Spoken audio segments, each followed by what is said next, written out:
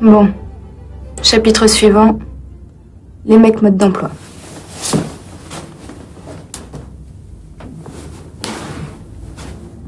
D'abord, tu t'en choisis un bien. Mais tu lui sautes pas au cou. Tu joues la petite fille innocente qui a tout à apprendre et tu fais semblant de le choisir comme protecteur. Ça, ma vieille, on sait tout faire. Les mecs, ce qu'ils veulent, c'est tirer leur coup et passer à une autre. Mais c'est pour ça qu'il faut pas baiser avec. Enfin, pas n'importe comment. Bon, l'air de rien. Tu les étudies, tu les fais parler. Tu essaies de découvrir leurs points faibles et ce qui les branche. L'argent, les bagnoles, je sais pas moi, le fric, le boulot. Quand tu as trouvé, tu les flattes.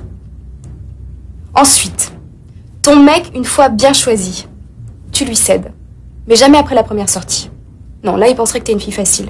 Pas non plus après trop longtemps, il se lasserait. Au bout du 3e ou 4e restaurant, là, tu lui sors le grand jeu. Tu lui donnes du plaisir. Tu lui fais croire que lui seul a réussi à te faire jouir. Tu joues les filles soumises et comblées, mais surtout pas longtemps. Très vite, au lit, tu cesses de jouer la comédie. Ne plus devoir jouir, ça l'énerve immédiatement.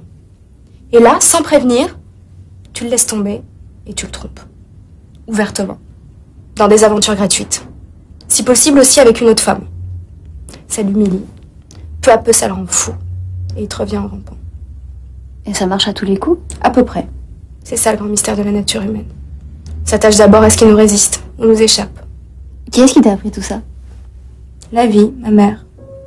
Mais elle et moi, on vivait dans les milieux pauvres. J'ai également beaucoup lu. Tu sais, j'ai fait des études comme toi, ce qui nous a pas empêchés, l'une comme l'autre, de nous retrouver dans la même boîte à cul. Nous, les femmes, on n'a pas confiance en nous, on n'ose pas. Il faut toujours que quelqu'un soit là, derrière notre dos, pour nous pousser. Finalement, on est un peu comme les prolos. Ma mère me disait qu'il le resterait toujours pour une raison simple. Il n'ose pas monter plus haut. Ose, qu'elle me disait toujours.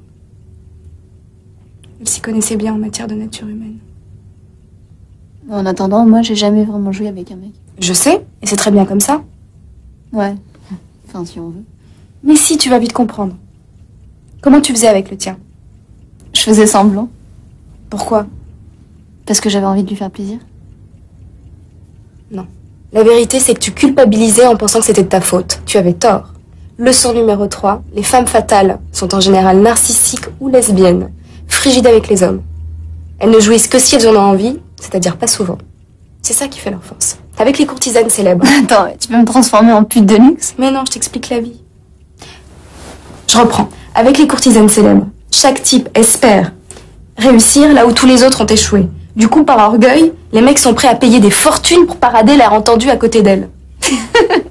Un peu de frigidité avec les hommes, ça aide. Hein. Le sexe est une arme dont on devient vite l'esclave. Les esclaves, il faut que ce soit les autres.